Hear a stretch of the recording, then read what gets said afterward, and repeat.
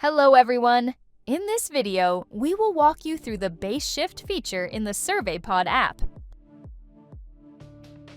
The Base Shift feature is used when you can't place your base station exactly at the permanent survey mark or the known point because it is located in an unsafe, obstructed, or areas with poor sky view, but you still want your survey data to match that correct reference.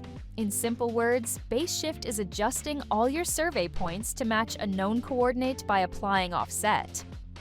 A permanent survey mark, also called a known point, is a fixed, precisely measured location on the ground whose coordinates are already known and recorded. Now let's see how the feature works in the field. This is a permanent survey mark, which is difficult to access or use. We can place the base in a convenient place near the permanent survey mark.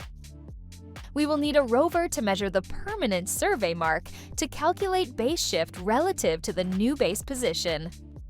Now to set up RTK and apply the base shift feature, we will need the SurveyPod app.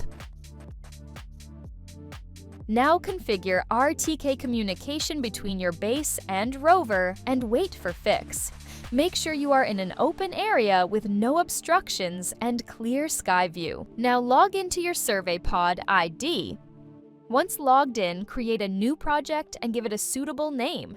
Now click Apply. Now we can create a new layer, give it a suitable name, and hit Confirm. Further click on the left side arrow and select Base Shift.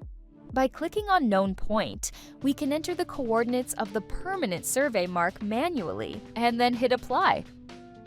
Place the rover over the permanent survey mark and collect its position. This will be our measured point. Now click on Measured Point and select the point we just collected. Now that we have both the measured point and the known point, we can hit Apply.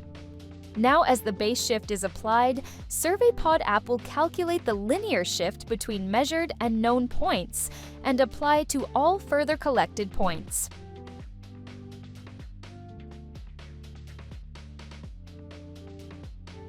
I hope now you are clear with the base shift feature in the SurveyPod app. Thanks for watching this video.